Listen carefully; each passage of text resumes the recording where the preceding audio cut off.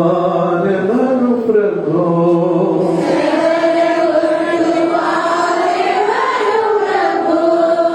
నీకు విరోధముగా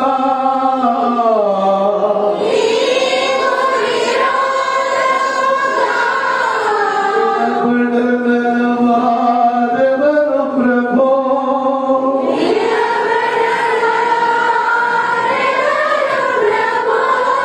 సర్వశక్తి మంతుడ ఆరాధన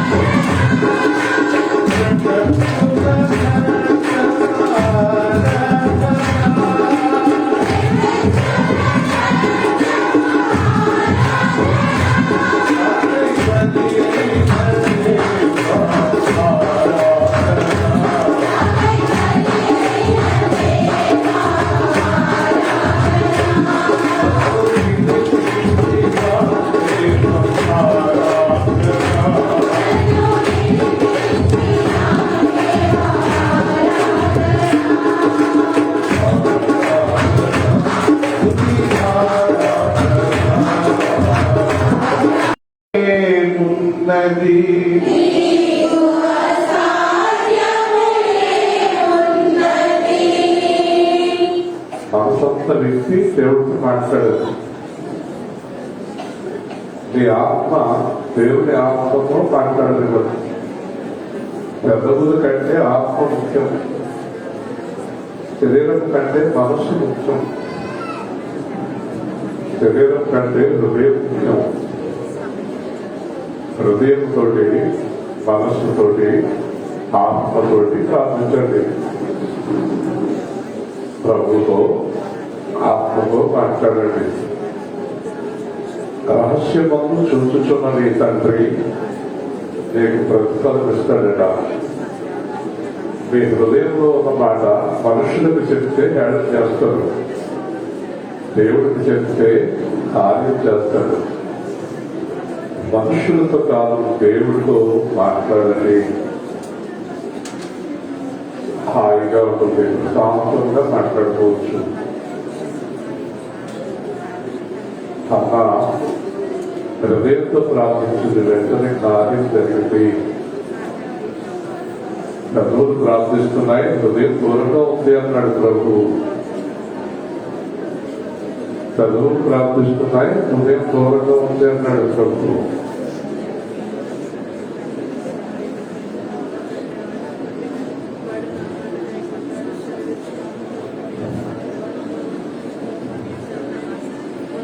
ఆత్మతో ప్రార్థన చేయటం, మనస్సుతో ప్రార్థన చేయటం, హృదయంతో ప్రార్థన చేయటం. ఆత్మతో పాడుదం, హృదయంతో పాడుదం, మనస్సుతో పాడుదం. ఇవేమి బయటికి వినిపించవు, అన్ని లోపలే. అంతరంగం చాలా దేవుడికి, మీ అంతరంగం దేవుడికి చాలా ముఖ్యం. పైకి ఎలా కనిపిస్తున్నాం అనేది ముఖ్యం కాదు దేవుడికి. అంతరంగం, హృదయం.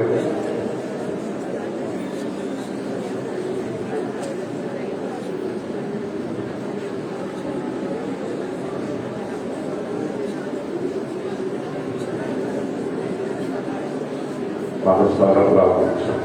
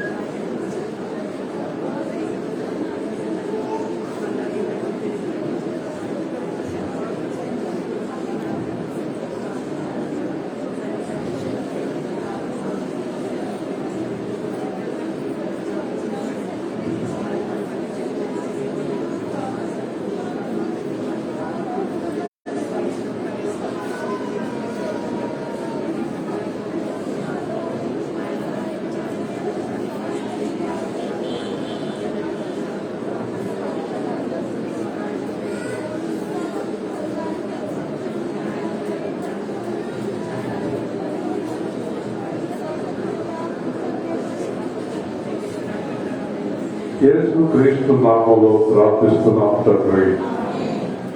రోమపత్రిక 11వ అధ్యాయం 11వ వచనం చదువుకుందాం. రోమపత్రిక 13:11. నిలబడలేని వారు కూర్చోండి, నిలబడగలిగిన వారు నిలబడాలి. అనారోగ్యంతో ఉన్నవారు నిలబడలేని వారు కూర్చోండి, పెద్దవారు నిలబడగలిగిన వారు నిలబడాలి. రోమపత్రిక 13వ అధ్యాయం 11వ వచనం.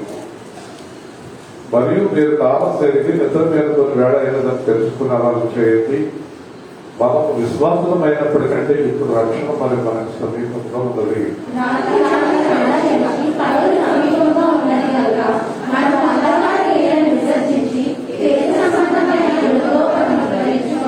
అలతో కూడిన ఆటపాటలైన మత్తులైన లేక కామ విలాసమైన పోకిరి చేష్టమైన రేఖయు కలహమైన మత్సరమైన రేఖయు పగటి యొక్క నడుచుకున్నట్టు మర్యాదగా నడుచుకుందాం.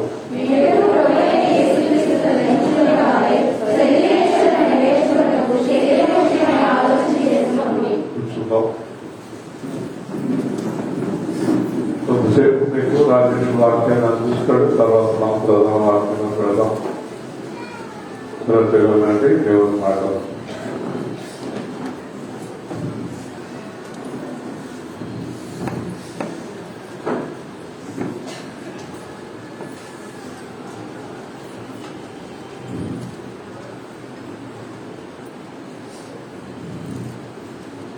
చిన్న ప్రార్థనతో మాట్లాడతాం. పరిశుద్ధులు, ప్రేమగా మాత్రం మరి ఈరోజు మీ వాక్యంలో మాకు అనేక విషయాలు తెలియజేయమని, మరి మీరే మాట్లాడమని మమ్మల్ని మెరుగుపరచమని చేస్తున్నామని అడుగుతున్నాను.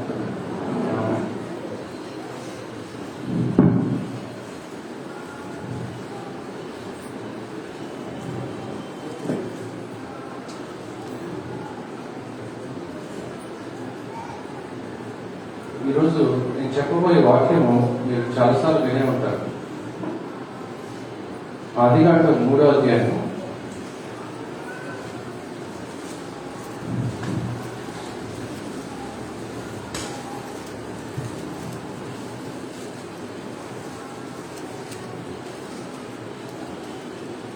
ఇక్కడ ఆదికాండం 3వ అధ్యాయంలో ఏం చెప్తుందంటే, ఈ లోకంలోకి పాపం ఎలా వచ్చింది,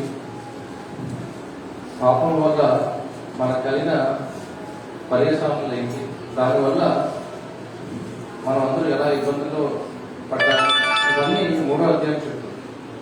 ఇక్కడ చూస్తే 3వ అధ్యాయాన్ని మనం ఒక్కొక్కటిగా చూస్తే మొదట 3వ అధ్యాయం 1వ వచనం నుంచి 5వ వచనం వస్తుంది.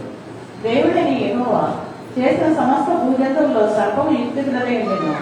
అది ఆ స్త్రీతో, ఇది నిజమా? ఈ తోట చెట్టులో దేని ఫలమునైనా మీరు తినకూడదు దేవుడు చెప్పనా అని అడిగాను. అందుకు స్త్రీ, ఈ తోట చెట్ల ఫలములను మేము తినవచ్చును. అయితే తోట మధ్య ఉన్న చెట్ల ఫలములను గూర్చి దేవుడు మీరు చావకున్నట్టు వాటిని తినకూడదని, వాటిని ముట్టకూడదని చెప్పారని సర్పముతో అని.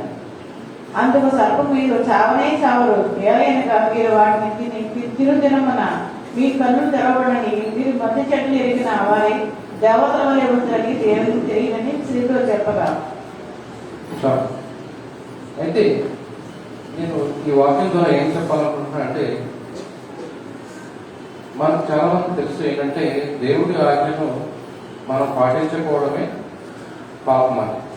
అయితే క్రైస్తవులుగా ఉన్న ప్రతి వారికి తెలుసు. అంటే క్రైస్తవులకి ఇతర మతస్థుల తేడా ఏంటంటే, చాలా మంది ఇతరులు ఏమనుకుంటారంటే పాపం అంటే ఏంటంటే ఈ లోకంలో మనం పెట్టిన కొన్ని రూల్స్ ని అతిక్రమించినప్పుడు పాపం. అంటే ఎక్కువ మందితో వివాహం చేసుకోవడం కానీ, దొంగలించడం కానీ, వ్యభిచారం చేయడం కానీ, లేకపోతే మోసం చేయడం, ఇలాగా ఇతరులతో పోలిస్తే క్రైస్తవులు పాపం గురించి వేరుగా తెలుసుకోవాలి. ఏంటంటే ఇవన్నీ చేస్తున్న వాళ్ళు చేయడం పాపమే.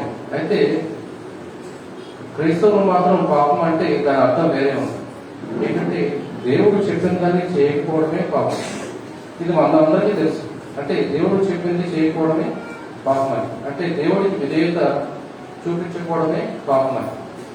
అయితే దీంట్లో ఒక అర్థం ఏమొస్తుందంటే అవిశ్వాసమే పాపం. అంటే మనం దేవుడు చెప్పింది ఎందుకు చేయట్లేదంటే మనలో ఆ విశ్వాసం లేదు. ఎవరి మీద విశ్వాసం లేదంటే దేవుని మీద విశ్వాసం లేదు. మరి ఒక పని చెప్పినప్పుడు మనం చేయకుండా ఎప్పుడుంటామంటే మనకి వాళ్ళ మీద, వాళ్ళు చెప్పిన దాని మీద నమ్మకం లేనప్పుడే. మనం ఎప్పుడైతే ఒక అతను ఆ పిల్లవాడికి తండ్రి ఇలా చేయని చెప్తాడు, అలా ఎప్పుడు చేయడంటే ఆ తండ్రి చెప్పింది కరెక్ట్ కాదో తెలియనప్పుడు, లేకపోతే ఆ చెప్పిన దాన్ని విధేయత చూపించినప్పుడు. రెండే కారణాలు ఉంటాయి. అయితే మీకు విధేయత లేదని ఒప్పుకోవాలి, లేదా మీ తండ్రి చెప్పిన దాని మీద విశ్వాసం లేదని ఒప్పుకోవాలి. అయితే చాలా మంది విధేయత చూపించాలనుకుంటారు కానీ చేయలేదు. దానికి రెండే కారణాలు. అయితే విధేయత లేదు, రెండోది విశ్వాసం లేదు. బైబిల్ ప్రకారం పాపం ఏంటంటే అవిశ్వాసమే పాపం. కొత్త నిబంధనలో మనం చూస్తే అబ్రహాము దేవుని నమ్మినో అదే అతనికి నీతిగా ఎంచబడి అని చెప్పాడు.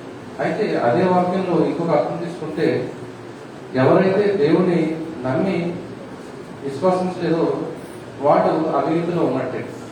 అయితే మనం అందరూ చదువుకున్న దాని ప్రకారం విశ్వాసమే నీతి అని మనకు అర్థమైంది. అయితే అవిశ్వాసమే పాపం అని మనం ఈరోజు అర్థం చేసుకోవాలి. అయితే దేవుడు ఎవరైతే దేవుడు మంచివాడని లేకపోతే మన పాపాల నుంచి రక్షించడానికి వచ్చాడని నమ్ముతారో వాడు ఖచ్చితంగా దేవుడి మాట వినాలి. అయితే దేవుడి మాట ఎందుకు వినట్లేదు? మనం ఎందుకు వినట్లేదు అంటే ఈ లోకంలో వచ్చే శోధనకి మనం లొంగిపోతున్నాం.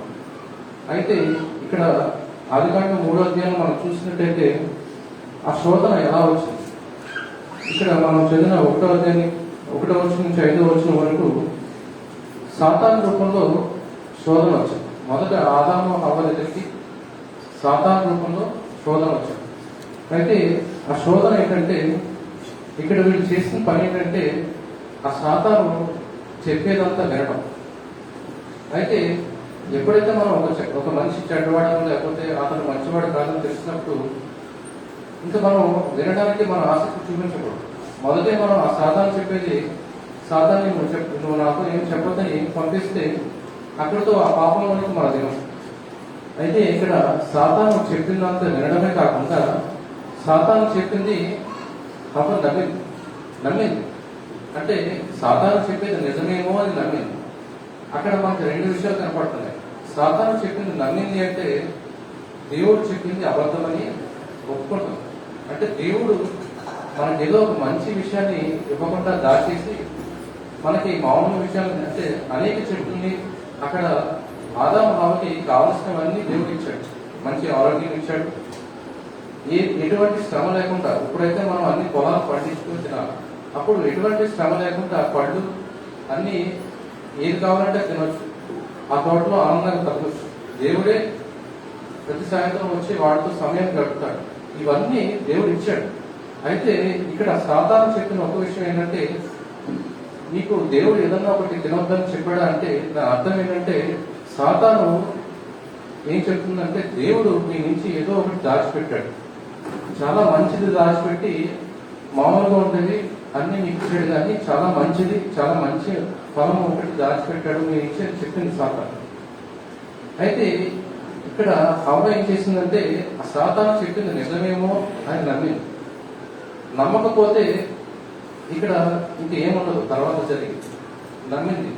ఇక్కడ నమ్మడమే కాకుండా దేవుడి మీద కూడా అవిశ్వాసం ఉంచింది. ఎందుకంటే దేవుడు చెప్పింది నిజం కాదేమో లేకపోతే నిజంగా దేవుడు చెప్పింది నిజమేనా కాదా అని ఒక అనుమానం వచ్చింది. అనుమానం వచ్చింది కాబట్టి తర్వాత ఏం చేసింది చూద్దాం.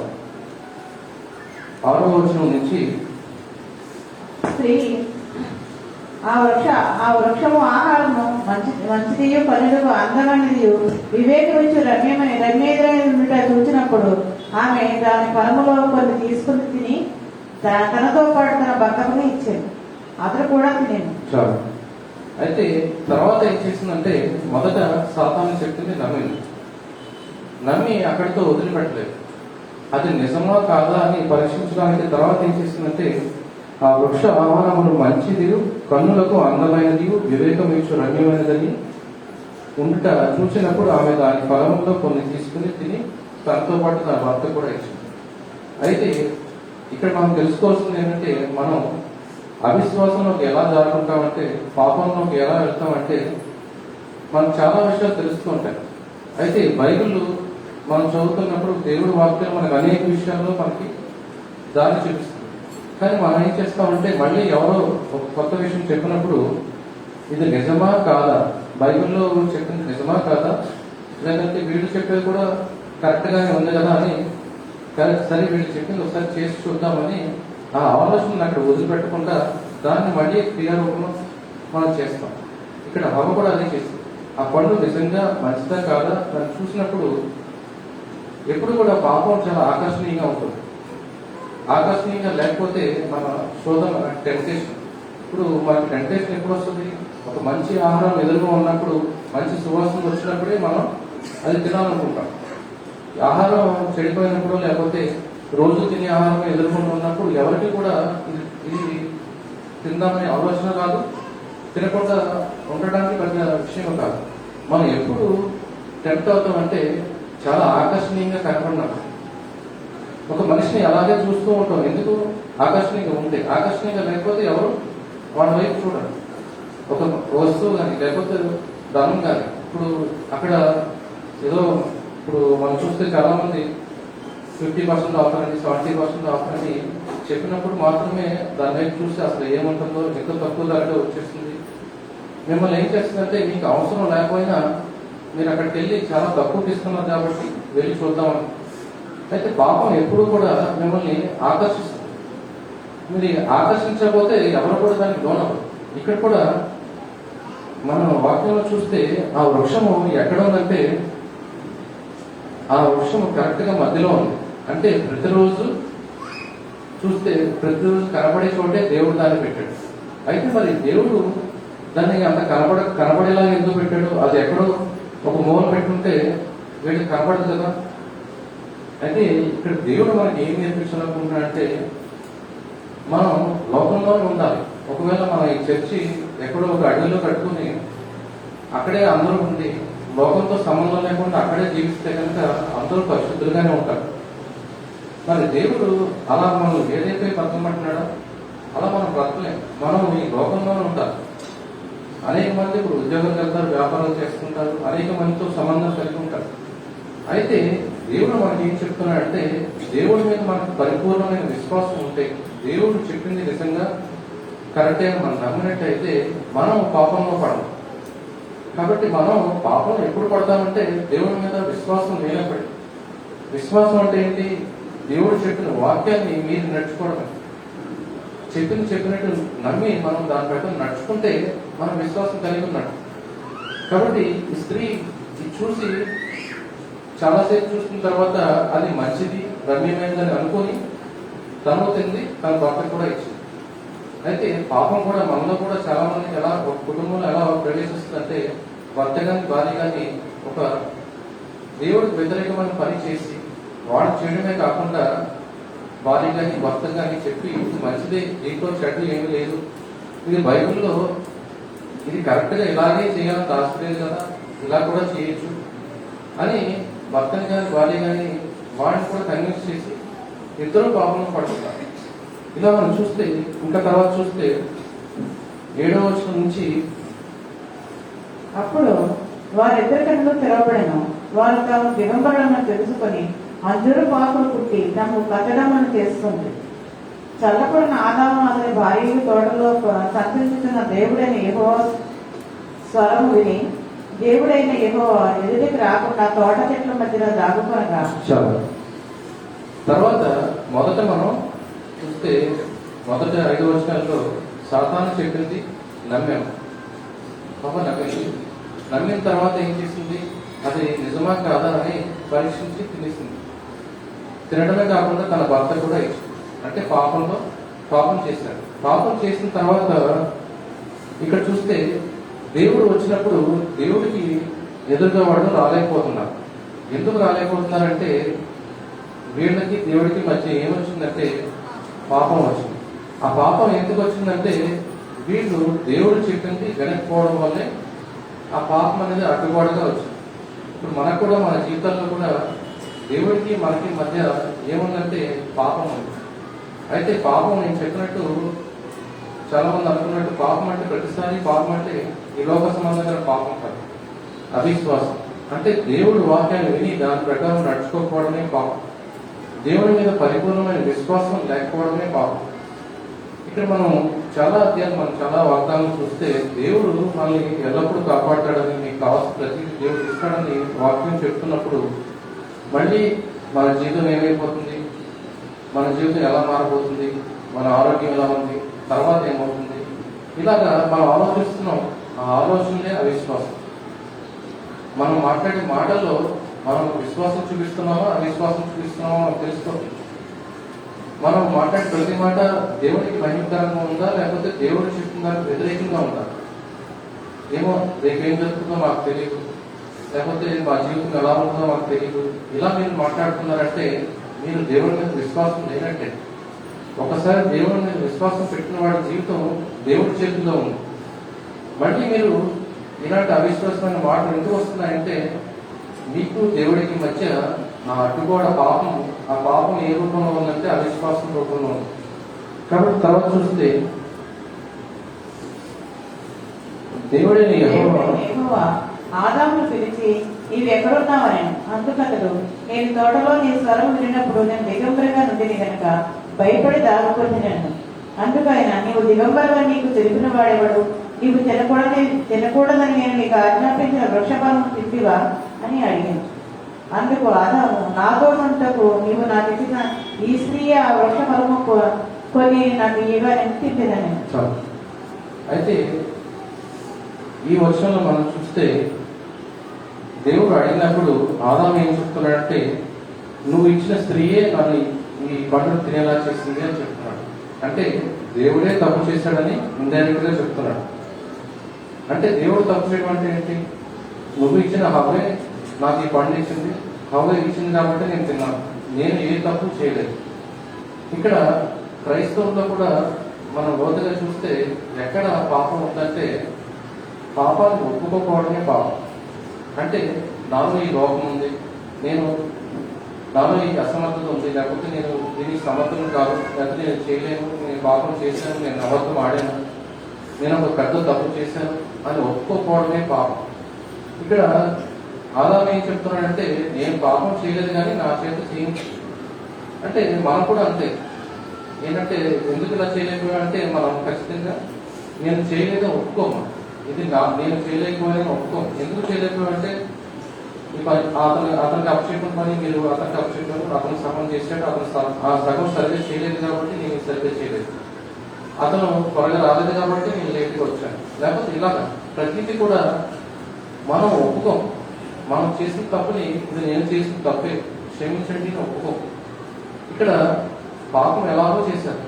అయితే దేవుడు వచ్చినప్పుడు నన్ను క్షమించు దేవుడిని అడుగుంటే దేవుడు నన్ను క్షమించుకునేవాడేమో, కనికరపడేవాడేమో. కానీ ఆదాము ఏం చేశానంటే ఇది నేను తప్పు చేయలేదు, ఈ తప్పు ఎందుకు చేశానంటే నువ్వు ఇచ్చిన హవే నాకు ఈ పండు ఇచ్చింది కాబట్టి నేను తిన్నానని చెప్తున్నాను. మనం కూడా మన జీవితంలో చూస్తే మీరు ఒక తప్పు చేస్తుంటే కనుక ఆ తప్పు చేశాను ఒప్పుకోవాలి దేవుడి దగ్గర. దేవుడికి మన మీద కనికరం రావాలి. సరే ఒక తప్పు చేశాడు, ఒప్పుకున్నాడు, పశ్చాత్తాపడుతున్నాడే అని కనికరపడి మన ఆ పాపం నుంచి క్షమించవచ్చు. అయితే మనం ఏం చేస్తామంటే నేను తప్పు చేయలేదని మొదలు కొంతమంది అంటారు. కొంతమంది ఏమంటారంటే ఈ తప్పులో వాడ కూడా బాగుంది అంటారు, లేదా అందరూ కలిసి తప్పు చేశాము అంటారు. ఇలాగా మనం ఏదైనా ఒక తప్పు చేసినప్పుడు ఒప్పుకోకపోవడమే ఒక పాపం. తర్వాత చూస్తే 13 దేవుడిని యెహోవా స్త్రీతో నీవు చేసినది ఏమిటని అడుగుగా స్త్రీ సర్పము నన్ను మోసపుచ్చినందున తింటినని. అందుకు దేవుడిని యెహోవా సర్పముతో నీవు దీన్ని చేసినందున పశువులన్నిటిలోను భూజంతులన్నిటిలోను నీవు శపింపబడినదానివే, నీ కడుపుతో ప్రాగుచు నీవు బ్రతుకు ద్రముల నీవు మందు తిందువు. మరియు నీకును స్త్రీకి నీ సంతానమునకును ఆమె సంతానమునకు వైరము కలగదని నిన్ను తల మీద కొట్టును, నీవు దాని మడిమ మీద కొట్టుదలని చెప్పాడు. ఆయన స్త్రీతో నీ ప్రయాసము నీ గర్భవేదనే నేను హెచ్చించేదను, వేదనతో పిల్లలను పొందువు, నీ భక్తులను నీకు వాంఛ కలుగును, అది నేను ఏలుడని చెప్పింది. ఆయన ఆదాముతో నీవు నీ భార్య మాట తినవద్దని నేను నీకు ఆజ్ఞాపించే వృక్షఫలము తింటివి కనుక నీ నిమిత్తము నేను నేల శపింపబడినది, ప్రయాసముతోనే నీవు బ్రతుకు శ్రమల నీవు దాని పంట తిందువు. అది మంట తుప్పలను గచ్చపదలను నీకు మొలిపించును, పొలములని పంట తిందువు. నీవు నేలకు తిరిగి చేరదువని నీ ముఖము చెమట కాచి ఆహారం తిందువు. ఏలైనా నేల నుండి నీవు తీయపడుతుంది, నీవు మన్నే కనుక తిరిగి మన్నైపోదు అని చెప్పాను. అయితే మొదట సాతాను చెప్పింది విన్నారు, తర్వాత చేసిన పాపంలో పడ్డారు. ఆ పాపం దేవుడికి ఆదాము హవ్వకి మధ్య గోడగా వచ్చింది. తర్వాత వాడు పాపాన్ని ఒప్పుకోలేదు, నేను చేశానని ఒప్పుకోకుండా హవ్వ ద్వారా నేను చేశానని అన్నారు. తర్వాత ఇదంతా అయిపోయింది. ఇది మొదటి భాగం ఏంటంటే మనం పాపంలో పడతాం. అయితే పాపంలో పడిన తర్వాత దాని యొక్క పర్యవసానం ఏమైంది అంటే, ఇలా చేయడం వల్ల ఆ సర్పాన్ని దేవుడు శపించాడు. ఆదాముకి హవ్వకేమో ప్రసవ వేదన కలిగేలా చేశాడు. అంటే హవ్వకే కాకుండా వచ్చే తరాలన్నిటికీ కూడా ఆ ప్రసవ వేదన స్త్రీలు అందరికీ అది ఉంటుంది. అలాగే ఆదాము, అలాగే తర్వాత వచ్చే జనరేషన్ అందరూ కూడా కష్టపడి వాడు ఆహారం సంపాదించుకోవాలి. తర్వాత ఇలా చూస్తే మొత్తానికి ఇక్కడ మనం తెలియవలసింది ఏంటంటే, ఆదాము హవ్వ పాపం చేశారు. మరి ఆ పాపం చేసినందుకు వాళ్ళనే శిక్షించాలి కదా. మరి వాళ్ళు మాత్రమే శిక్షింపడ్డారా, లేకపోతే వాళ్ళు వచ్చే తరాలు అందరూ శిక్షింపడ్డారా అని మనం చూస్తే, ఆదాము హవ్వతోటి ఈ లోకానికి శాపం వచ్చింది. అంటే ఆ తర్వాత అందరూ కూడా, అన్ని తరాలు కూడా ఈ పాపం యొక్క జీతం అందరూ అనుభవించాల్సింది. చాలా మంది మనం తెలుసుకోవాల్సిన విషయం ఏంటంటే, మనం చేసే పాపం అది మనతో పాటే అది సమాప్తం అవ్వదు. మనతో పాటు మన పిల్లలకి, పిల్లల పిల్లలకి, తరతరాలకి ఆ పాపం అనేది వెళ్తూ ఉంటుంది. అలాగే ఆశీర్వాదం కూడా. మనం చేసే పనులు అంటే మనం ఏది విత్తుతామో అదే పంటను కోస్తాం. మనం మాత్రమే కాకుండా మనం విత్తిన ఆ పంటని మన పిల్లలు కూడా వాళ్ళు కోస్తారు. అయితే మీరు విత్తే పంట ఏంటి, మంచి పంట లేకపోతే చెడ్డ పంట, దాన్ని బట్టి మీ జీవితాలు ఆధారపడి ఉంటాయి. మీ తర్వాత తరాలు కూడా మీరు చేసిన పనులకి వాళ్ళు అయితే శిక్షణ పడతారు లేదా ఆశీర్వదం పడతారు. కాబట్టి మనము ఈ వాక్యం ద్వారా నేను ఏం చెప్పాలనుకుంటున్నానంటే, అవిశ్వాసం అనేది పెద్ద పాపం. ఆ అవిశ్వాసం ఎలా వస్తుందంటే సాతాను ద్వారా వస్తుంది. సాతాను ఎలా వస్తాడంటే మన చుట్టూ ఉండే జనాల ద్వారా, క్రైస్తవుల ద్వారా, లేదా అన్ని జనుల ద్వారా, ఎవరి ద్వారానే రావచ్చు. కాబట్టి ఎవరు ఏం చెప్పినా మనం మన చెవులు దానికి ఎవరు పడితే వాళ్ళకి ఇవ్వకూడదు, ఎక్కడ పడితే అక్కడికి మనకు వెళ్ళకూడదు. మన కళ్ళు ఇది చెడ్డదని తెలిసినప్పుడు వెంటనే దాని నుంచి తెలుసుకోవాలి. కానీ మనం అదే పనిగా ఇది పాపం నేను చేయట్లేదు కదా, లేకపోతే చూస్తే పాపం ఏంటి, వేరే ఎవరో తప్పు చేస్తుంటే మనం చూస్తే పాపం ఏంటి, ఇలాగా మనం ఏంటంటే ఆ పాపం నుంచి బయటకు రాకుండా అలాగే చూస్తూ ఉంటాం. ఇంకోటి ఏంటంటే సాతాను పాపాన్ని చాలా అట్రాక్టివ్గా పెడుతుంది మన మధ్య. అంటే అది ధన రూపంలో కావచ్చు, లేదా ఇతర ఇతర చాలా విధాలుగా పెట్టచ్చు. మనం దానికి లొంగిపోకూడదు.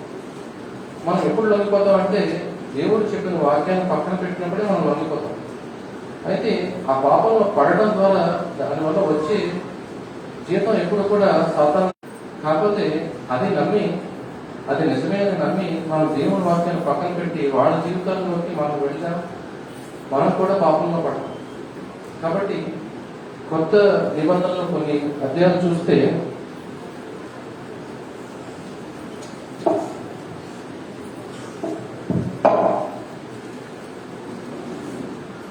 హెబ్రీయులకు రాసిన పత్రిక 11వ అధ్యాయం 6వ వచనం.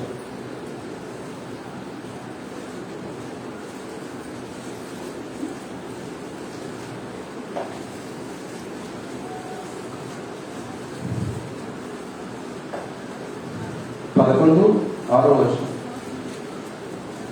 207వ పేజీ. విశ్వాసం లేకుండా దేవుని ఇష్టడేంటి అసాధ్యము. దేవుని ఎదుగు వచ్చేవాడు ఆయన ఉన్నాడని, తన వెతుకు వారికి ఫలం దయచేయవాడని నమ్మవలను కదా. అయితే విశ్వాసం లేకుండా దేవుడికి ఇష్టడైన అసాధ్యం అంట. అంటే విశ్వాసం లేకుండా దేవుడికి ఇష్టడిగా ఉండటం అసాధ్యమని దేవుడు చెప్పిన తర్వాత అది సాధ్యమని చెప్పేవాడిని ఎవరు లేదు. కాబట్టి కొత్త నిబంధన కూడా మనకు అదే చెప్తుంది. ఏంటంటే దేవుని విశ్వాసం ఉంచాలి. మనం ఇంకో చోట చూస్తే కొరింథీయులకు రాసిన మొదటి పత్రిక 147వ పేజీ.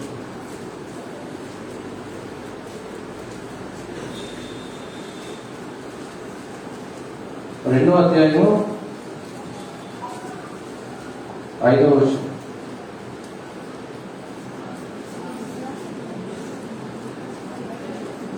మీ విశ్వాసము మనుషుల జ్ఞానమును ఆధారం చేసుకొనక దేవుని శక్తిని ఆధారం చేసుకొని ఉండాలి. కాబట్టి విశ్వాసం ఉండాలని మాకు తెలిసింది. అయితే ఆ విశ్వాసం ఎలా ఉండాలంటే మీ ఆలోచనలు కానీ మీ జ్ఞానం మీద ఆధారపడి కాకుండా దేవుని జ్ఞానం మీద ఆధారపడి ఉండాలి. కాబట్టి అలాంటి విశ్వాసం కలిగి ఉండాలి. ఇంకొకటి చివరిగా సామెతల గ్రంథం 532వ పేజీ.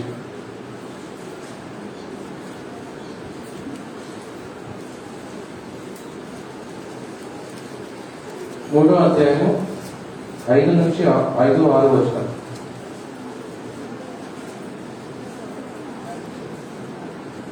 నీ స్వబుద్ధిని ఆధారం చేసుకొనక నీ పూర్ణ హృదయం యెహోవా యందు నమ్మిక ఉంచుము. నీ ప్రవర్తన అంతర్యందు ఆయన అధికారములకు ఒప్పుకొనుము. అప్పుడు ఆయన నీ త్రోవను సరళం చేయము. కాబట్టి ఇక్కడ నేను చెప్పేది అదే, మనము పూర్తిగా దేవుడి మీద ఆధారపడినప్పుడు, మన జ్ఞానం మీద మనం ఆనుకోనకుండా దేవుడి జ్ఞానం మీద ఆనుకుని ఉన్నప్పుడు, నీ ప్రవర్తన అంతర్యందు ఆయనకి అధికారం ఇచ్చినప్పుడు దేవుడు నీ త్రోవలని సరళం చేస్తాడు. కాబట్టి మనం దేవుని మీద విశ్వాసం కలిగి దేవుడు చెప్పినట్టుగా నడుచుకుంటే దేవుడే మనకి మన జీవితాంతో మనకి సరైన దాంట్లో మనల్ని నడిపిస్తాడు.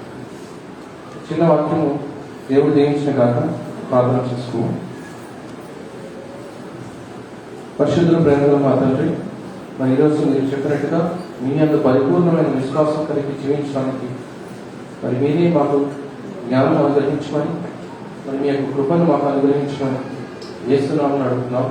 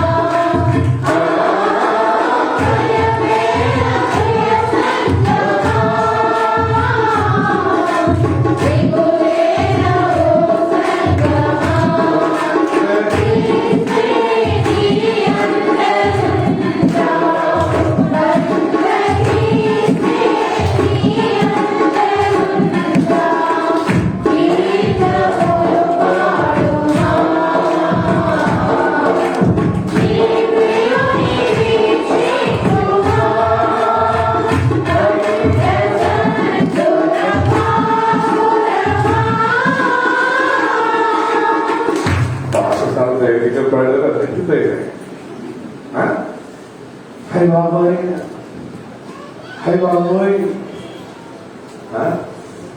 చాలా మంది మామూలుగా నా గురించి ఏంటి అసలు ఈయన ధైర్యం ఏంటి అనుకున్నారు. ఇప్పుడు కాదు 15 ఏళ్ళ క్రితం ధైర్యం, నా ధైర్యం ఏంటో చెప్తాడు ఏమవుతుంది.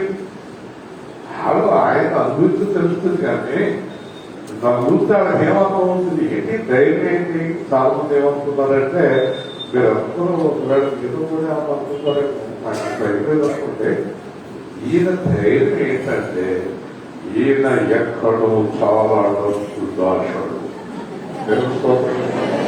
హల్లెలూయా. అప్పుడు ఇప్పుడు ఎప్పుడు కూడా నా దగ్గర డబ్బు లేదంటే ఎవరు నమ్మరు కదా. డబ్బున్న వాళ్ళ ఆడగా గుళ్ళ కనపడతాం. డబ్బు కంటే కాదు నా ఐశ్వర్యం యేసుక్రీస్తు అంటే వాళ్ళకి కాదు. అంచేత ప్రజలందరికీ ధైర్యం ఏంటంటే డబ్బు. ఈ మధ్యనంట 3,80,000 కోట్లు తప్ప రాకపోయింది. డబ్బులు అప్పుడు రాజేశ్వరు. ఇప్పుడు మీ అందరి దగ్గర డబ్బులు ఉంటాయి. మీ దగ్గర ఎవరెవరి దగ్గర ఎంత డబ్బుతో దేవుడు తెలుసు. రాజేశ్వరికి డబ్బు ఎందుకు దాచేయాలని అడిగితే వాళ్ళు ఏం చెప్తున్నారంటే కరోనా కష్టకాలంలో డబ్బు లేకపోతే అలాగా తన కడుపులో ఆయన 3,000 కోట్లు ఉంటే కరోనా ఆపలేకపోయాడు. డబ్బు ఎందుకు రాశారంటే కరోనా గురించి అంట. అంటే అసలు అక్షరం కూడా అలాగంటే క్రైస్తవులు కూడా డబ్బు లేకపోతే డబ్బు ఎలాగండి, డబ్బు ఎలాగండి, డబ్బు ఎలాగా మన మామయ్య మాట్లాడుతుంది పర్వాలేదు. మన దగ్గర డబ్బు లేదు కదా, డబ్బుంటే మామయ్య మాట్లాడుతుంది పర్వాలేదు. మీకు చెత్త తెస్తున్నానా, డబ్బుంటే మీ మామయ్య ఎప్పుడు మాట్లాడుతూ దేవుడు. డబ్బు లేదంటే మాట్లాడుతూ తెచ్చుకోదా. డబ్బు ఉన్నప్పుడు అందరూ మాట్లాడతాం. అంచేత ఇప్పుడు ఏదో ధైర్యంగా కూర్చున్నవాడు అందరూ నిద్రపోయేవాడు కూడా బాగా డబ్బు దాచేసాడు. కూర్చున్న డబ్బు చాలా ఉన్నాయి. పొలాలు రేట్లు పెరిగిపోయి అంటున్నాడంటే ఆ రేటు డబ్బు దాచినాడు. ధైర్యం ఉంటారంటే కానీ మా ధైర్యం హల్లెలూయా. ఎంతకాలం అనిపిస్తాడో, ఎంతకాలం అనిపిస్తాడో ఈ ఆందోళన ఉండదు వెళ్ళదు. ఎందుకు ఆందోళన? సృష్టికర్త ఆయన నమ్మలేదు. అబ్బాయి చెప్పినట్టు విశ్వాసం లేదు నీకు. విశ్వాసం అంటే ఐదవది కార్యము. విశ్వాసాన్ని బట్టే దేవుడు కార్యం చేస్తాడు. నా భార్య నేను డాక్టర్ దగ్గరికి వెళ్ళినప్పుడు నా భార్య కొంచెం టెన్షన్ పడుతుంది. ఏం చెప్తారో నేనేమనుకుంటానంటే ఆయన ఏం చెప్తాడు ఈయన అదే చెప్తాడు కదా. దేవుడు స్తోత్రం. మొన్న టాబ్లెట్ మార్చేయాలి అనుకుంటా లోపలికి వెళ్ళింది. నేను బయట కూర్చొని ప్రశాంతంగా డాక్టర్ గారు ఒక నెల పాటు అయ్యే టాబ్లెట్ చెప్తాడో అనుకున్నాను. బయటకు వచ్చింది ఏమంటే ఏంటన్నాను, అయ్యే వాడమన్నాను. ఆ మాట నాకు తెలుసు. దేవుడు స్తోత్రం. నీ టెన్షన్ ఎందుకు? ఎంత హాయిగా జరిగిస్తున్నాడు కార్యక్రమాలు. ఏస్తావా కేంద్రంలో ఉపవాసాలు కానీ కార్యక్రమాలు కానీ ఎంత చక్కగా జరిగిస్తున్నాడు. విశ్వాసం చాలు, అదే నీకు పెట్టుబడి. యేసుక్రీస్తు మీద విశ్వాసం ఉంచు. ఈరోజు మనం చదువుకున్న వాక్యంలో మీరు కాలం ఎరిగి, అందరూ చెప్పండి, కాలం ఎరిగి. ఇప్పుడు చూడండి, ఇదివరకు ఉన్న కాలం ఇప్పుడు లేదు. ఇదివరకు ఉన్న మనుషులు ఇప్పుడు లేవు. ఇదివరకు ఉన్న నమ్మకం ఇప్పుడు లేదు. ఇదివరకు ఉన్నటువంటి ప్రేమ ఇప్పుడు లేదు. ఇదివరకు ఉన్నది ఏది ఇప్పుడు లేదు. ఇదివరకు ఉన్న మనుషులు ఇప్పుడు లేదు. ఇదివరకు ఉన్న కాలం ఇప్పుడు లేదు. ఇదివరకు ఉన్న ప్రేమ ఇప్పుడు లేదు. ఇప్పుడు కాలం మారింది. జాగ్రత్తగా ఉండండి. కాలం మారింది. మనుషులతో జాగ్రత్త. కాలం మారింది. యేసు మారడు. యేసుని నమ్ముకో. కాలం మారింది. నీ ఆయన మారాడు, నీ ఆవిడ మారిపోయింది, నీ అబ్బాయి మారిపోయాడు, మీ బంధువులు మారిపోయారు. కొంతమంది అంటారు పాస్టర్ గారు కూడా కొంచెం మారిపోయాడు. నిజమే కావచ్చు. కానీ ఎవరు మారినా ఎవరు మారరు చెప్పాలి. మారని వాడి మీద లక్ష్యం వచ్చు పెడవంటి పొగుడుతోటి గుడ్డు ఈ చొక్క ఇలా పట్టుకుంటుంది, చొక్క పట్టుకుని ఇలా ఇలా ఊరుకునే చూసాము కావిడి పొగుడిని. ఎవరు చూడలేదు, చూసినట్టు చదువు చొక్క ఇలా పట్టుకుని ఇలా ఇలా ఏమంటుందో తెలుసా, ఇది వరకు నా మీద మీకున్న ప్రేమ ఇప్పుడు లేదు, పెద్దదానా ఎప్పుడూ పోయింది అంటాడు. దేవుడు ఇవన్నీ మనుషులు ప్రేమను శాశ్వతం కాదు, మనుషులు శాశ్వతం కాదు, దేవుడు శాశ్వతం. ఏం చెప్పవలసింది ఏంటంటే దేవుని ప్రేమ ఎప్పుడు మారదాక నువ్వు దేవుడి మీద విశ్వాసించు, దేవుడిలో బలంగా ఉండు. కాలము నెరిగి నిద్ర మేలుకొని వేళ అయిందని తెలుసుకొని నిద్ర మేలుకో ఎంత అంటాడు. నిద్రించుచున్న నీకు లేదు, క్రీస్తు నీ మీద ప్రకాశించుతున్నాడు. ఒక్క మాట చెప్తాను, నిద్రపోయేవాడు ఎవరంటే మనుషులు నమ్ముకునేవాడు. నిద్రపోయేవాడు ఎవరంటే డబ్బు నమ్ముకున్నవారు. నిద్రపోయేవాడు ఎవరంటే లోకాన్ని నమ్ముకున్నవారు.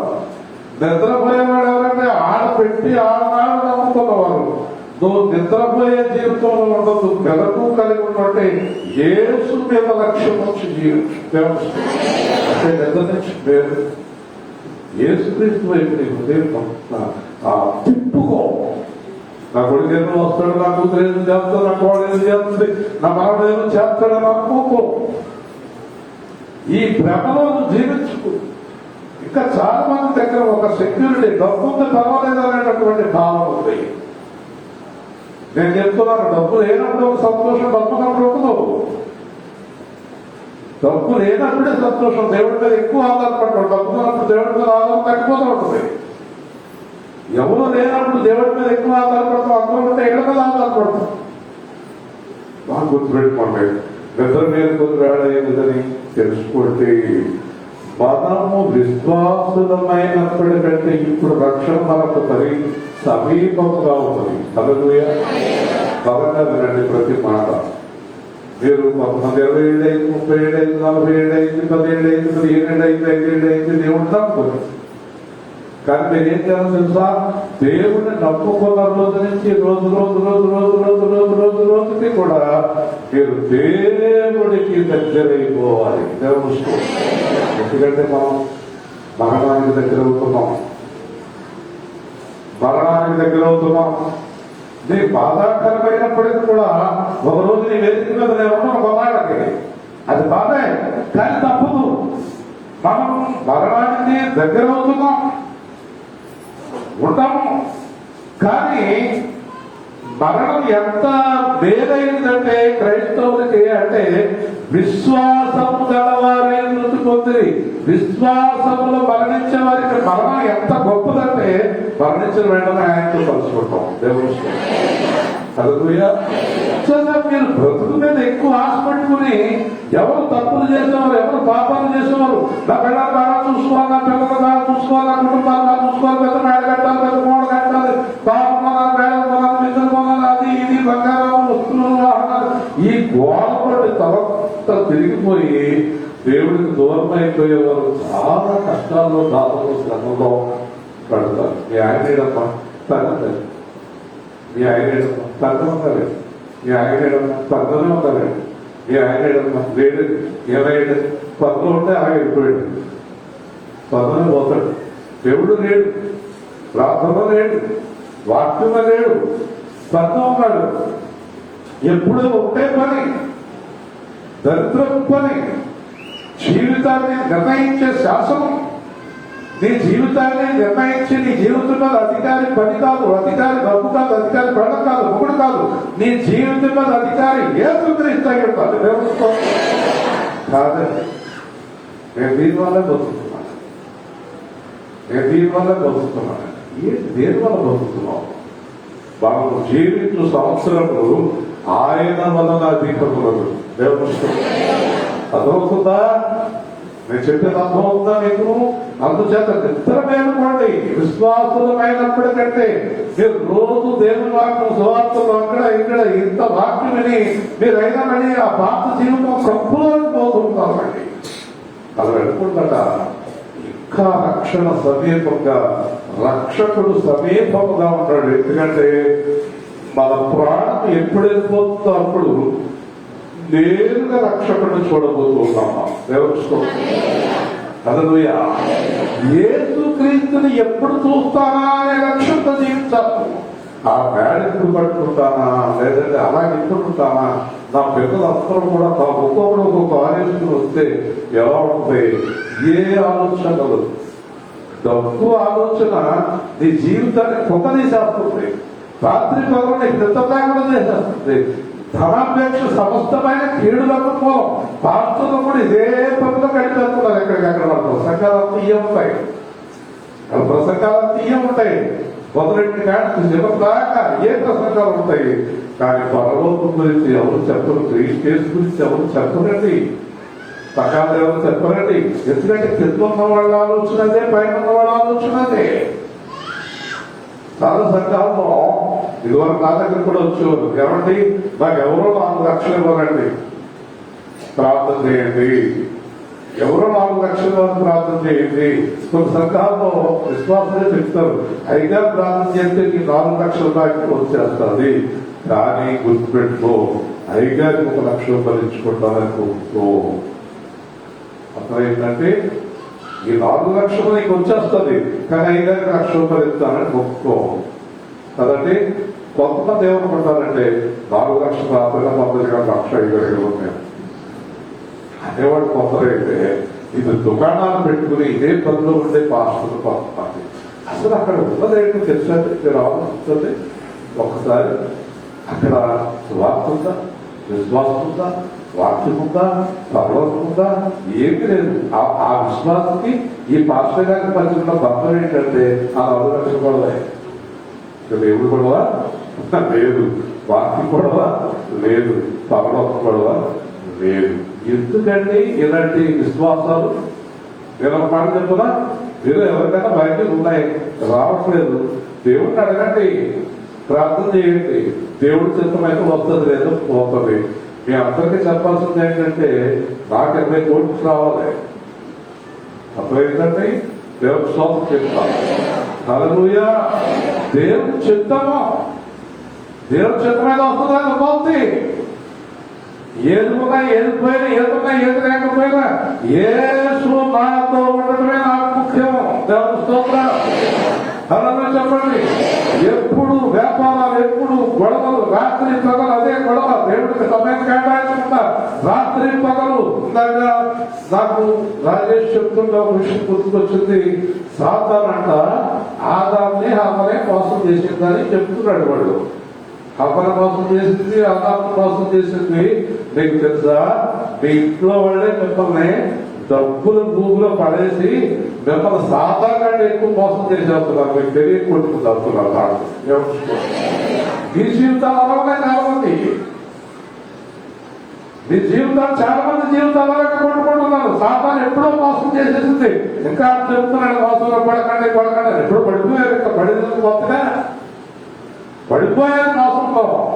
పాపము విశాల మార్గం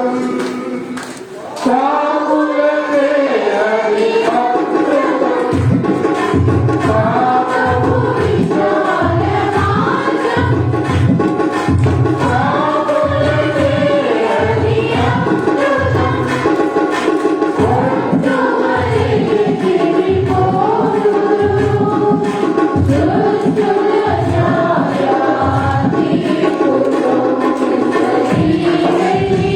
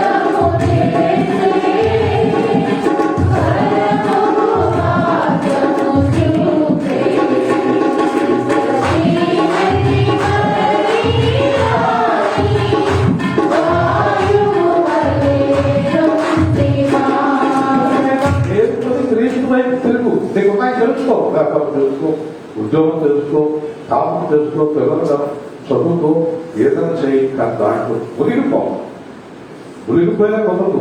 ఒకరోజు వెళ్ళిపోదు, ఇవన్నీ వదిలిపెట్టి గుర్తుపెట్టుకో, ఇవన్నీ వదిలిపెట్టి వెళ్ళిపో. అర్థమవుతుంది అందరికీ. వదిలిపెట్టి వెళ్ళిపోవాలన్న బుద్ధి ఏదో ఉంటే తప్పు చేయవు, పాపం చేయవు, తాపత్రయం ఉండదు, దురాశ ఉండదు. కొంతమంది ఎప్పుడు వాళ్ళు చేస్తున్న పిల్లలను కొట్టుకు చేస్తారు. దేవుడు అక్కర్లేదు, చుట్టాలు అక్కర్లేదు, పిల్లలు అక్కర్లేదు, ఎవరు అక్కర్లేదు. రోజు వెళ్ళిపోతుంది. ఏమైంది? పోయాడు. పోయినప్పుడు పిల్లలు చుట్టూ కూర్చొని, అయ్యో ఒక్కరోజైనా బాధపడుతున్నావా, పడుతున్నావు. ఇప్పుడు ఇంకా బాధ ఏంటంటే, ఇప్పుడు ఈ పని ఎవరు చేస్తాను, ఇప్పుడు పని ఎవరు చేస్తారు?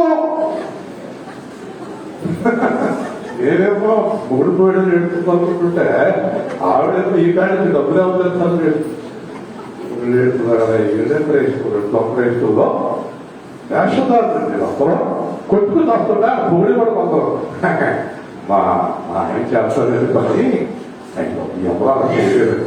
అవసరమైతే 24 గంటలు కొందరు ఉంటాడండి, పిల్లలు కూడా వదిలేస్తాడండి. అవునా? 24 గంటలు 24 గంటలు వెళ్ళిపోయాడు. కదా దేవుడు స్తోత్రం. ఏంటి జీవితం అర్థపరమైన వస్తువులు ఏం వస్తుంది? సంతోషంగా పిల్లలతో, కుటుంబంతో, దేవుడితో ఒకరోజు మందిరంలో కలగకుండా దావీదు ఏమంటున్నాడు? మహారాజాని దావీదు, వీడు మహారాజు అప్పుడు మహారాజాని దావీదు ఏమంటున్నాడు? ఒక దినము నీ మందిరంలో ఉండుట 1000 దినములతో సమా. దేవుడు చచ్చిపోయి మందిరానికి వస్తావా? చెప్పు. కానీ రేపు రాకపోవా?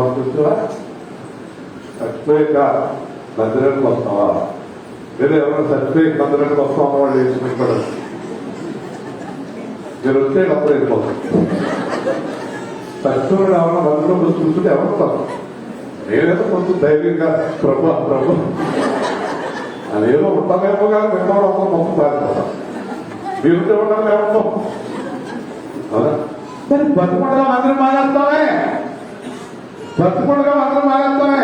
జనాలతో వస్తారు. ఎప్పుడు ఏదే మరి బాబు మా మామూలు అంటాడు, వచ్చి జనంలోకి వస్తాడు. జనంలో వస్తావా? వచ్చి వారం వస్తావా? వచ్చి సంవత్సరం వస్తావా? నువ్వు వెళ్ళిపోతున్నావే. వాక్యం పోయిందే, ఆరాధన పోయిందే, సువార్త పోయిందే, జీవితం పోయిందే. ఏడుతుంది మేడం. పెద్దమేమో ఏడ్చింది. ఇలా అంటున్నారు, ఇలాగ మోసం చేస్తావా, నాకు మోసం చేస్తావా, 2 లక్షలు అయ్యే వరకు మేము పరిమాణని 50,000 రూపాయలు చచ్చిపోతావా? ఇంటికి నీ బాధదే. అర్థమైంది. అందుకే దేవుడు అన్నాడు, జీవించి ఉండగానే బెదుకుగా ఉండే జీవితపు విలువలు తెలుసుకో. దేవుడు నిన్ను సృష్టించిన సృష్టికర్తతో గడుపు. నిన్ను సృష్టించిన సృష్టికర్తతో సమయాన్ని గడుపు. వాడు ఇందాక ఆదాం గురించి చెప్పాడు తెలుసా? దానికి ముందు దేవుడు ఏం చెప్పాడో తెలుసా మీకు? దేవుడు ఏమన్నా తెలుసా?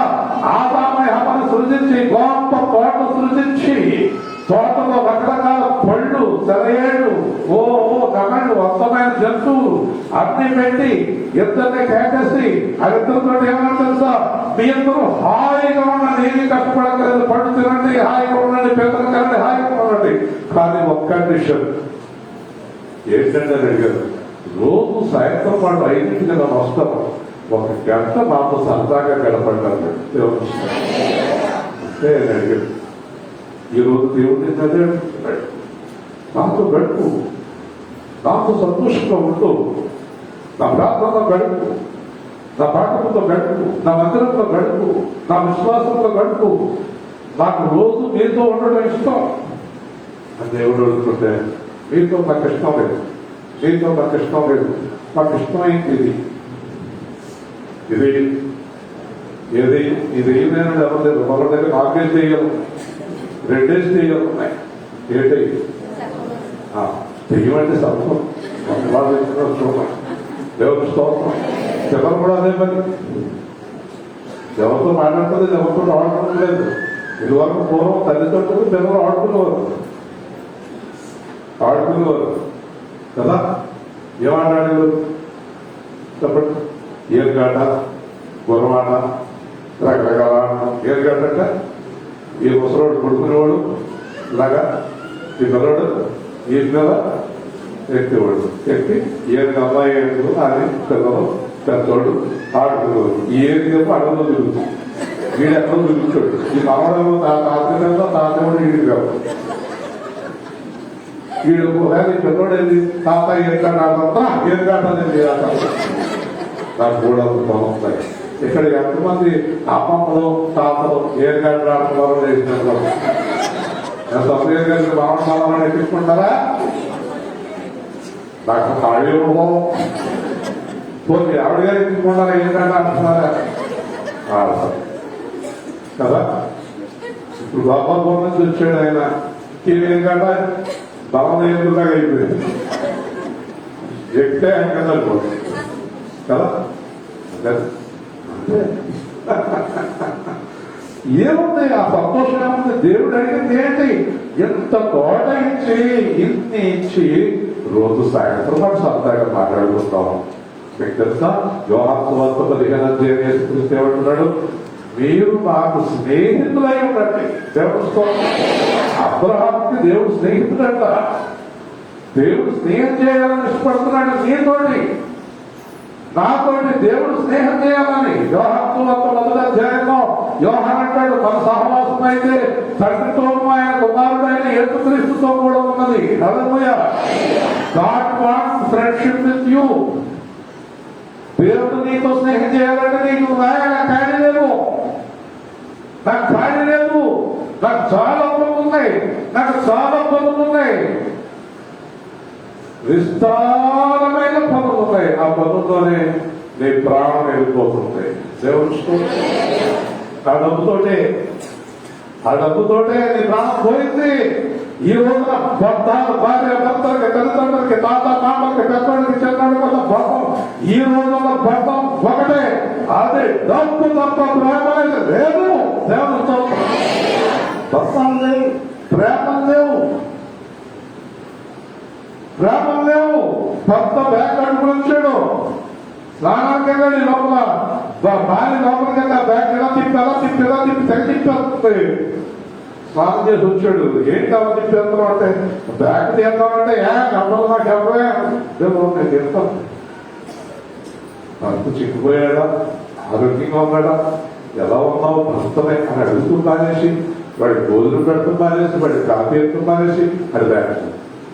ఆ నాన్న వచ్చినప్పటికీ ఆ కూతురు మామ వచ్చి అని వెంటనే సంచి చేతిలో వ్యక్తులు నాకు ఇష్టం. లోపలికి వెళ్ళిపోయి ఏ భోజనాన్ని కూర్చుంటే సంచు ఇప్పుడులాగా ఖాళీ కూర్చుడు ఏం కావాలి, ఖాళీగా కూర్చుడు. ఈరోజు జీవితాలు, ఈరోజు బ్రతుకులయ్యి ఒకవేళ పొరపాటుని తండ్రి అయిన వాడు పొరపాటుని వ్యాపారం లేదు దివాళం తీసి మొత్తం పోగొట్టుకున్నాడు అనుకోండి, ఆ తండ్రికి విలువడదు, ఆ నాన్నగారికి విలువడదు, ఆ తండ్రికి విలువడదు, ఆ భర్తకి విలువడదు, ఆ పిల్లలకు విలువడదు.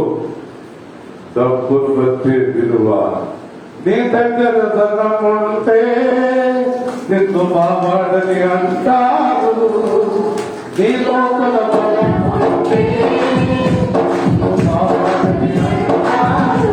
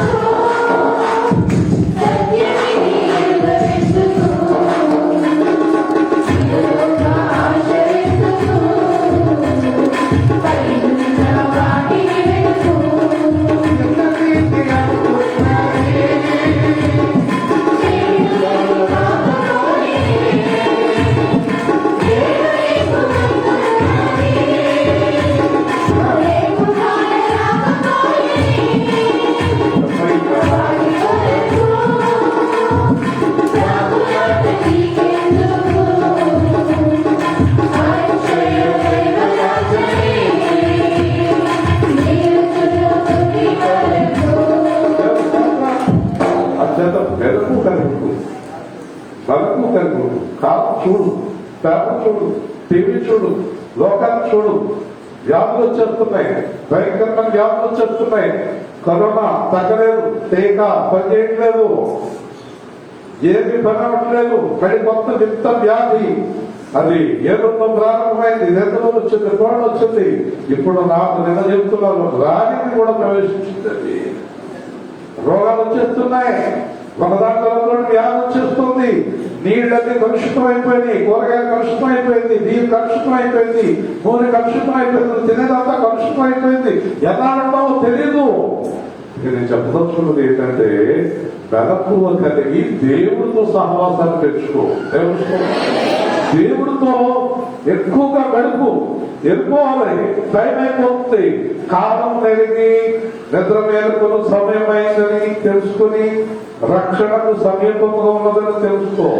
రాత్రి చాలా గడిచి పగలు సమీపంగా ఉన్నది కనుక మనము అంధకార క్రియలను విసర్జించి తేజ సంబంధమైన ఎంతో ఉపకరణాలను ధరించుకుందాం. అంటే ఒక మనిషిలో 50% లోకం, 50% పరలోకం దొరకూడదు.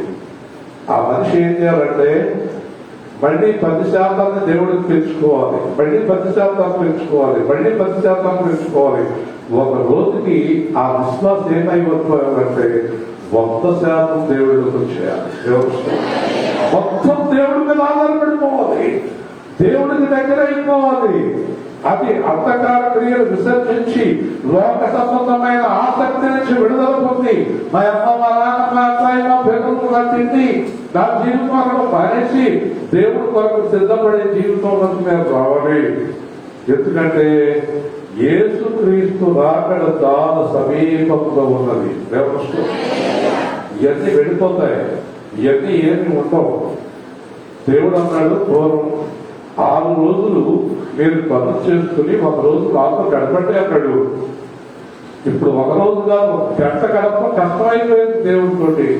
మళ్ళీ ఆ యొక్క టైం అయిపోతుంది, ఎప్పుడు ముగిస్తాడు, ఎప్పుడు ఆకునంటాడు. ఇలా మందిరానికి కూడా ఎలా వస్తున్నారంటే తప్పదు అన్నట్టు. తప్పదు, వెళ్ళాలి, ఆదివారం తప్పదు కాదండి, తప్పదని రాకండి, ప్రేమతో రండి. ప్రేమతో చేయండి. ఏ పని చేసినా అది ఫలిస్తుంది, అది ఫలిస్తుంది. అంధకార క్రియలు విసర్జించండి. తేజ సంబంధమైన ఉపకరణం అందరూ చెప్పండి, మళ్ళీ చెప్పాలి.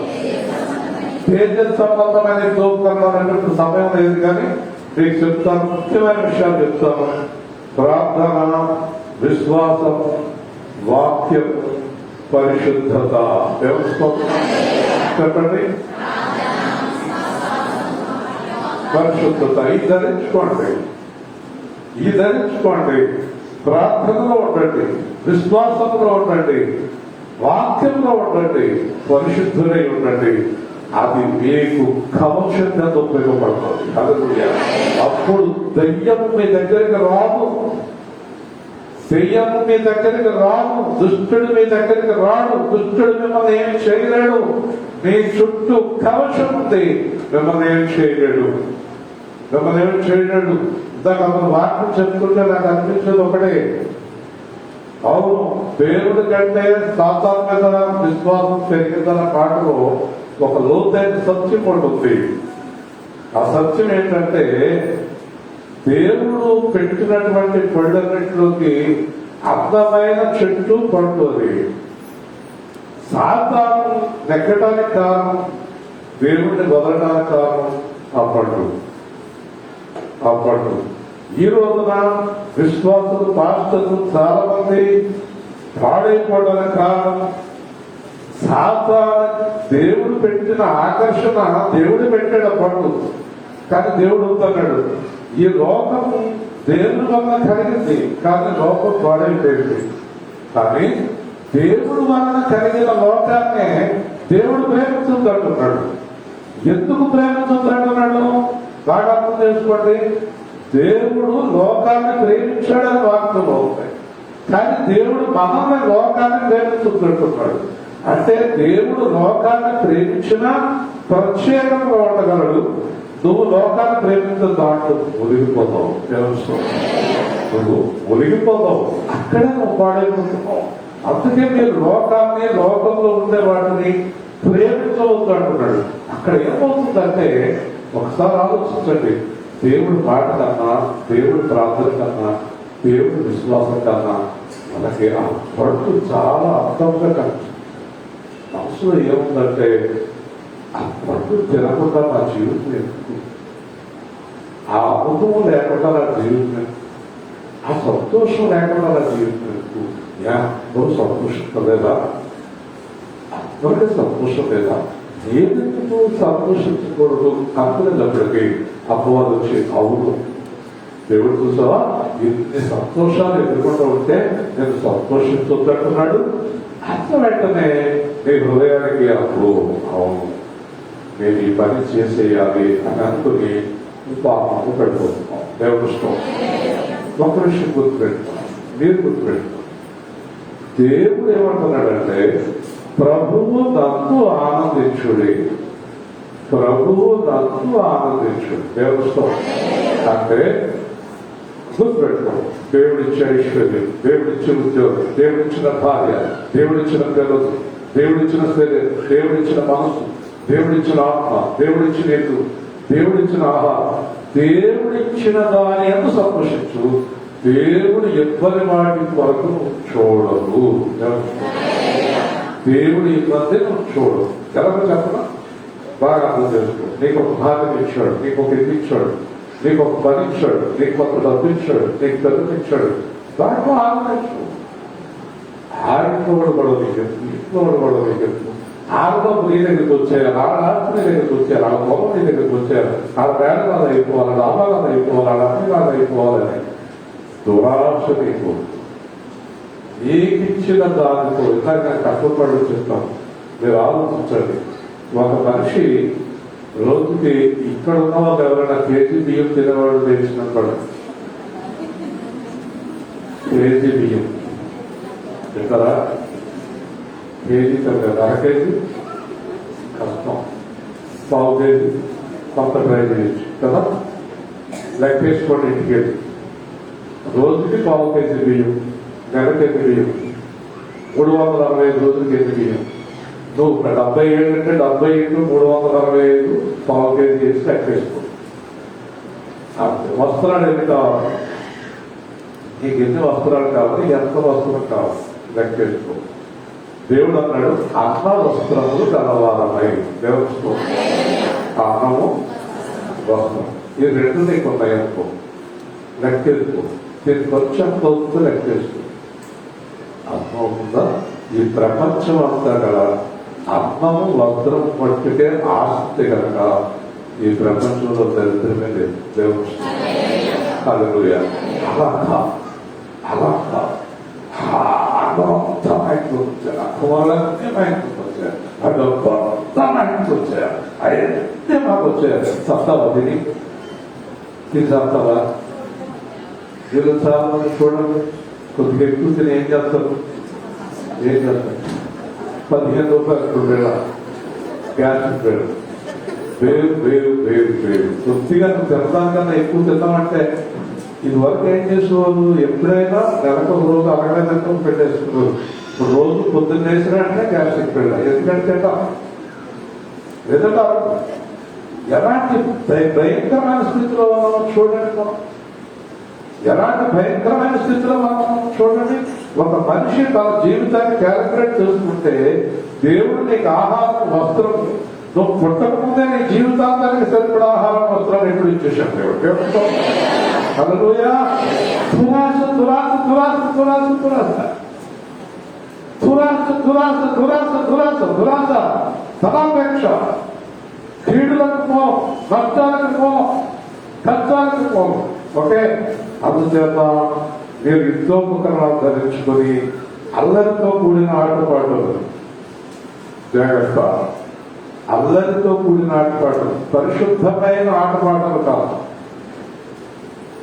అల్లరితో కూడిన ఆటపాటలు అంటే బూతులు, దెయ్యాల పాటలు పాడకూడదు, చూడకూడదు. రాత్రి దాక్కునంగా చెప్తారు. దాక్కునంగానే ఒక విశ్వాసం అడిగాడంటే, అయ్యా మేము సినిమా చూడవచ్చా, మేము సినిమా పాటలు వినవచ్చా, మేము టీవీ సీరియల్స్ చూడవచ్చా అని అడిగితే ఆయన ఏమంటాడంటే ఈ ప్రశ్న వేస్తున్న వారు ఎవరంటే, రాత్రి చక్కగా చెప్పాడు ఆయన, ఈ ప్రశ్న వేస్తున్న వారు ఎవరంటే దేవునిలో పరిపూర్ణులు కానివారు. దేవుని ఎవరండి ఈ ప్రశ్న వేసేది? దేవునిలో పరిపూర్ణులైన వారు సినిమాలు చూడరు, అల్లరి పాటలు వినరు, సీరియల్స్ చూడరు. అంటే అడగాల్సిన అవసరం ఏంటి? అడగాల్సిన అవసరం ఏంటి? దానికి ఆయన ఒక ఉదాహరణ చెప్పాడు, అది కూడా జాగ్రత్తగా. ట్రైన్ వస్తుంది చాలా వేగంగా. మీ పిల్లవాడు నాన్నను అడుగుతున్నాడు, నాన్న ట్రైన్కి ఎంత దూరంలో నేను ఉంచవచ్చు? ఒక అరడుగులో ఉండొచ్చా, ఒక అడుగులో ఉండొచ్చా, 6 అడుగుల్లో ఉండొచ్చా, 3 అడుగుల్లో ఉండొచ్చా అని అడిగితే ఆ నాన్న అరగడలో ఉండొచ్చు నాయన, 6 అంగుళాల్లో ఉండొచ్చు నాయన అని నాన్న ఎవరైనా ఉన్నారండి? వేగంగా రైలు వస్తుంటే ఏం చెప్తాను మీ అందరికీ? రైలు ఈడ్చుకుపోతుంది, బాగా దూరం వచ్చాయి ఆ రైలుకి. దేవస్థానం చెప్తాడా నాన్న? చెప్పడం కదా. రైలు వచ్చినప్పటి నుంచి చూడంటాడా? ఎలా చూడంటాడా అంటాడా? మరి దీని అర్థమేంటో అడుగుతున్నాడు జగన్మోహన్ గారు. రైలు వేగంగా వచ్చేటప్పుడు పిల్లోడిని దగ్గర వదిలేవాడు నిజమైన తండ్రి. అందుచేత ఇలాంటి లోక సంబంధమైనవి చూడొచ్చా, చెయ్యొచ్చా అంటే అర్థమేంటి? పౌలు ఏం చెప్తున్నాడు? చూడకూడదు, చెయ్యకూడదని చెప్తే చెయ్యొచ్చా, చూడొచ్చా అనుకోండి. సినిమాలో మంచి సీన్ చూడొచ్చా, మంచి పాట వినొచ్చా? చెడ్డ పాట కట్టయినా, చెడ్డది కట్టయినా సినిమాలో మంచి పాట, సినిమాలో మంచి దృశ్యమా? అదే ముద్ద. అది ఎప్పుడైనా ముద్దంటే 30, 40, 50 ఏళ్ల కింద సినిమాలో ఏమైనా ఉన్నాయేమో. ఇప్పుడు సినిమాలో మంచి అనే దాని గురించి మర్చిపోయే సినిమా. సీరియల్స్ అంతా ఏంటి? సీరియల్స్ అంటే ఏంటి మీకు తెలియదా?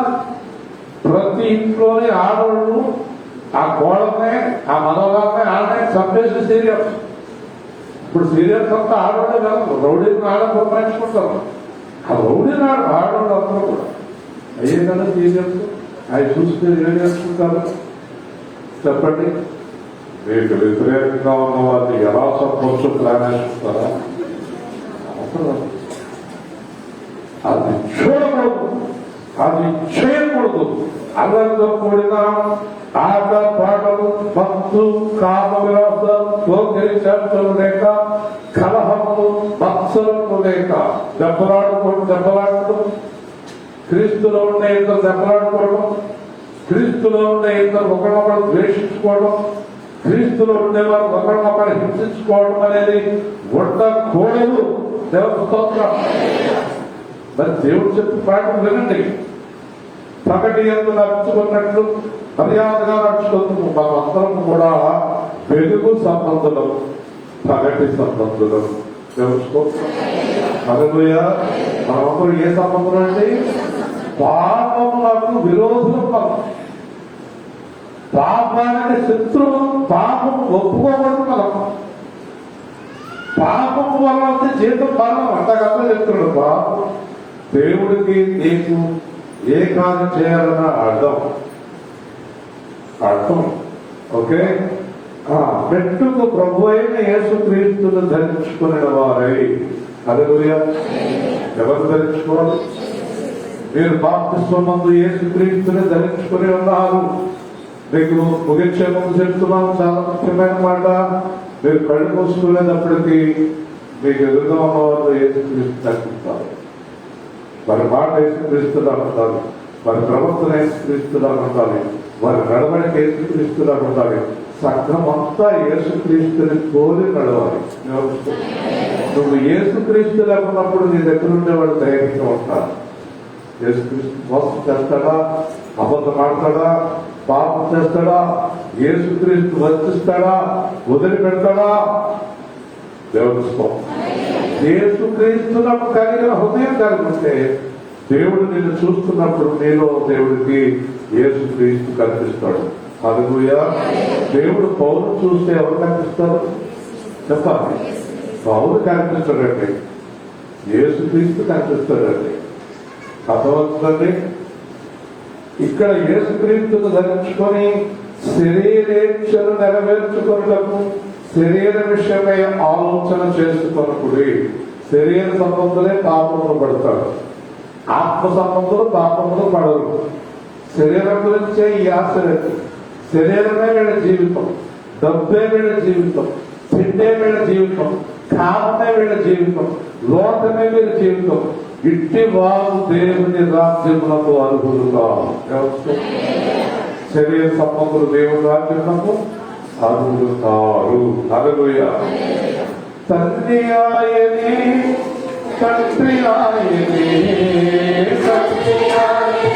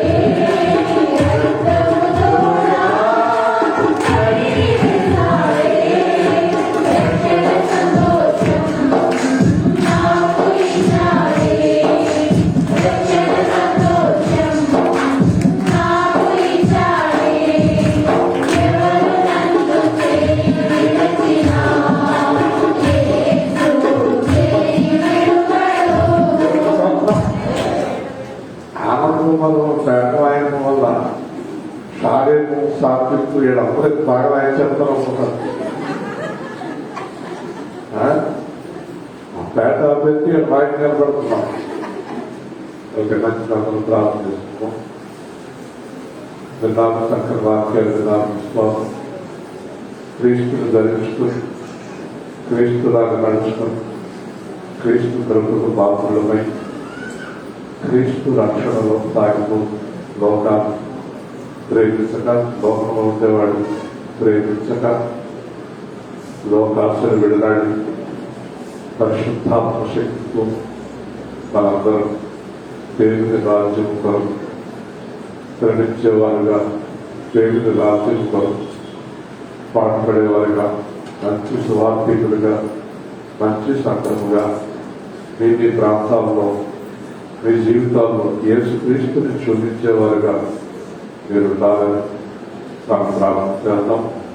తండ్రి, మరి కాలం అయిపోతుంది, లోకం కనిపించిపోతున్నదని ఆశలు కనిపించిపోతున్నాయి. మేము లోకంతో పాటు నడవక, లోకాన్ని కలవక, లోకంలో పడిపోక, పర్వత సముద్రమై పరిశుద్ధులమై మీ వైపు చూస్తూ నీతో కలిసి సాగిపోయే భాగ్యం అనుగ్రహించమని, మా జీవితాలు నీకు అంకితమై, నీ ఆత్మలో స్థిరులమై, నీ ఆత్మలో బలకరమాలమై, నీ మందిరంలో, నీ వాక్యములో, నీ సాక్ష్యంలో, నీ పరిశుద్ధతలో ఉండే కృప అనుగ్రహించమని నీ బిడ్డలందరినీ క్షేమంగా కాపాడు. యేసు నామములో అడుగుతున్నాము. ఆమేన్.